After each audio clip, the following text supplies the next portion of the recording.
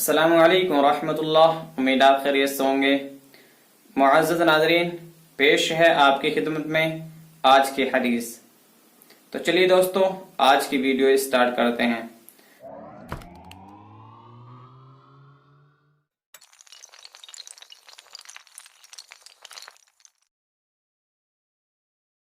बिस्मिल्लाहिर्रहमानिर्रहीम।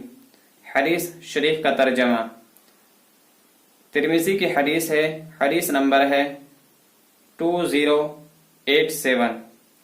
रसूलुल्लाह सल्लल्लाहु अलैहि वसल्लम ने इरशाद फरमाया कि जब तुम किसी मरीज की इयादत के लिए जाओ, यानी उसका हालचाल पूछने के लिए जाओ, तो उसके पास जाकर उसकी जिंदगी के बारे में उसको तसल्ली की बातें कहो। अगरचे तुम्हारी ये बातें अल्लाह ताला के फैसले को तब्दील नहीं कर सकती, लेकिन इससे मरीज का दिल खुश होगा। तो दोस्तों, ये हदीस शरीफ का तर्जमा था जो कि हमने आपको बताया है।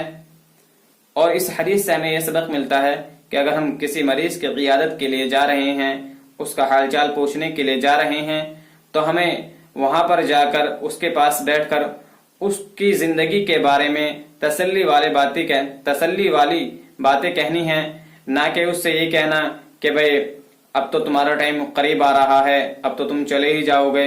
बल्कि इन बातों से गुरेज करना है, इन बातों से परहेज करना है और ये दुआ देनी चाहिए कि ला बासा तहुरुन इंशाअल्लाह, कि कोई हर्ज की बात नहीं है, इंशाअल्लाह पहले जैसे बेहतर हो जाएंगे, आप बिल्कुल ठीक हो जाएंगे।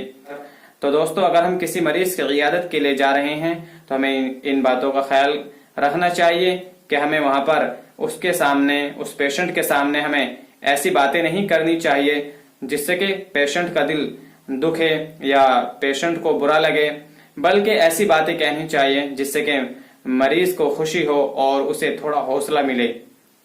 तो दोस्तों, अगर ये वीडियो आपको पसंद आई है तो आप इस वीडियो को लाइक करें, शेयर करें, और अगर आपके मन में कोई और सवाल है तो आप हमें नीचे कमेंट बॉक्स में बताएं, जिससे कि आने वाली वीडियो को हम आपके जवाबों के मुताबिक बना सकें।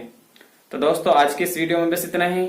मिलते हैं कि नई दूसरी वीडियो के साथ, तब तक के लिए खुदा हाफिज।